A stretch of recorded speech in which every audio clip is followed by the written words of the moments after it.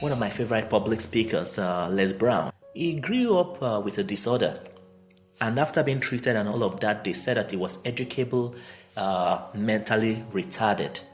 All right, so which means that he cannot learn at the rate every other person was learning. After he put himself together, he decided that he wanted to be a fast-talking disc jockey.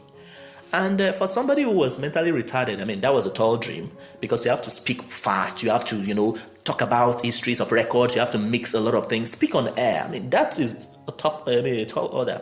But he started to, train himself and put himself together and all of that. And then one day, he went to a local radio station and knocked on the door and asked the man there that he said, okay, good afternoon. The man said, good afternoon. He said, what can I do for you today? He said, I'm looking for a job. And the man asked him, so do you have a communication degree? He said, no. Have you ever worked in a radio station? No. Do you have any experience? No. Oh, okay, sorry. We don't have a job for you.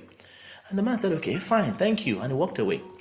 Then he came next day and knocked on the door. And the man said, yes, what can I do for you? He said, I just wanted to find out if there's a job. He said, did you not come yesterday? He said, yes, I did. Did I not tell you yesterday that there was no job? He said, yes. I was just thinking maybe somebody retired or maybe somebody died or maybe you just have a space. He said, no, we don't have a job. He said, thank you, and left. He came back the next day and knocked. The man said, yes. He said, I just wanted to find out if you have a job. He said, did you not come yesterday and the day before and did I not tell you that there was no job? I said, yes, I was just thinking that there may be an opening. The man said, get out of my office, there's no job. He came the next day. Out of frustration, the man said, will you make yourself useful and get me coffee? He said, thank you, sir. That was how he became errand boy, getting coffee around the office, not doing anything in particular. But you see, he was satisfied with the fact that he at least got an opportunity. So while he was doing that, he was studying all these jockeys as they were moving all the things, working with the consoles and all of that. He was studying them, studying their hands, studying their movement and all of that. They would tell him to go and pick up musicians. He would go and drive them around and bring them to the station. He was learning everything. Then one day, he was at the station and there was nobody else there except a particular disc jockey that was there. But the man was drunk. Completely, he was drunk to stupor and he could not handle his program. So the manager called and Les Brown picked up the phone and he said that this jockey is drunk. He said, yes, I know. He said, is there any other person in the station? He said, no. He said, okay, fine. So can you handle the console? He said, yes. He said, now make sure you don't say a word. Just go there and key in music. The man said, yes, thank you. As he dropped the phone, he picked up the phone and called his girlfriend that come to the radio. I'm about to go live. And then he went to the radio. Now, he switched it on and then he just started talking. And he had trained himself all this while. And all of a sudden, it was an explosion. Of course, he got it hard from his manager when he was done. But until they started to get the feedback that people were shocked, were surprised at the talent of the new disc jockey they have, and then the rating of the program went high. All of a sudden, they started to give him the show. And that was how he said that it is better to be prepared and not have an opportunity than to have an opportunity and not be prepared. But why was he able to do all of those? Because in spite of what his disorder was, he realized that he had a gift on the inside and he started to work on it. So the point is, it's left for you to decide how your story ends. People can say anything, but you will decide whether you want to try or not. So so you see, there are so many lessons we can learn from all of the stories that I have been telling you all the while. And, one of it is that, you see, when you don't look within you, when you accept your limitation, when you just accept that, what people have said about me is the final thing, my disorder is the final thing, my limitation, whatever constraint, maybe I've never been to school, maybe I did not have the opportunity to complete my schooling, maybe I dropped out, whatever it is that you think. Now, if you accept it as a final order, what will happen is that you will not expect anything. You will not have any expectation in life. There's this funny saying I heard. They said that Blessed is he that does not expect, For he because shall he will not be disappointed. Okay. And yes, and he will receive nothing too. And it is true. Some people go through life not expecting anything because they don't want to be disappointed. And they actually don't get anything. But they think that they are right. I'm right for not expecting anything. After all, nothing came. But they did not realize that it is because they did not expect. That is why they did not see anything. Why? Because it is what you expect that you see. If you don't expect it, you would not know it even came in the first place. All right?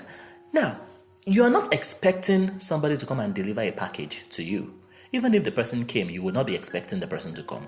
And you will not receive any package because you were not expecting any. And that is the idea. So expectation is very, very critical. And talking about expectation, this same Les Brown gave an insightful quote. And he said that most people fail in life not because they aim high and miss, but because they aim low and hit. Now, I'll repeat that again. Most people fail in life not because they aim high and miss, but because they aim low and hit. So which means that the reason people fail is not because they have such high expectations and they tried and they did not succeed, but because they have such low expectation that even sitting down, they can just hit it, doing nothing. It is as good as having no expectation at all. So if you allow your limitation to define your life, you will not have any expectation to succeed. You will give an excuse all through in your life why you cannot succeed at anything. And that will be a problem. Another challenge that can happen if you allow your limitation. Now, take note that I'm using the word limitation generically. Everybody has different kind of limitation. Some people, it is their family background. Some people, they have they've grown up in an environment where nothing has worked, and they just have this perception that even if I start a business, it will fail. It doesn't matter. Limitation can be person specific, so it's just there. So the next thing is that if you believe in your limitation, you will sabotage your own effort. What does it mean? The moment you put in effort in anything and you are succeeding, it will conflict with your vision of yourself. Come to think of it, what am I doing? Somebody who has my condition is not supposed to succeed at anything. What are you talking about? I've never been to school. I did not complete my education. I'm not supposed to be doing this kind of thing. Instantly, you sabotage and, you stop doing it. And there is also what, Les Brown called inner conversation. That you have a way of talking yourself out of your dreams. All the good things you want to do in your life, you talk yourself out. And he illustrated it by an experience. He said that he once listened to a live presentation of Zig Ziglar. And while Zig Ziglar was talking, pacing the stage and doing a marvelous job, he was thinking in his mind, whoa, I think I can do that. And then he leaned over to the person sitting next to him and asked the person, how much is it paid to do that? The man told him $5,000. Oh, I know I can do that. $5,000, of course I can do that. And he was confident himself that no, I can do that too. But as he was driving home, he started to have an inner conversation. And he started to ask himself, you have never been to college. You don't have college degree. You have never worked for a major corporation. You don't have PhD. So what makes you think that you can do it? And instantly he lost all the confidence and all the excitement he had in him that he could do it. And he didn't. It took him about 10 years for him to realize himself and start to become a public speaker, for which he is known today. So the question is, if he could do it 10 years later, why could he not do it 10 years before? In as much as you're thinking in yourself that, I don't think I can do it, then things will fail. Referring to the situation Les Brown was saying, he said that when you feed your faith, your doubt will starve to death. When you feed your faith, your doubt will starve to death. So it's actually either or. If you feed your doubt, your faith will starve to death. So it is what you feed that grows. So it is very important that you're able to develop yourself, look within you, and convince yourself that you can do it.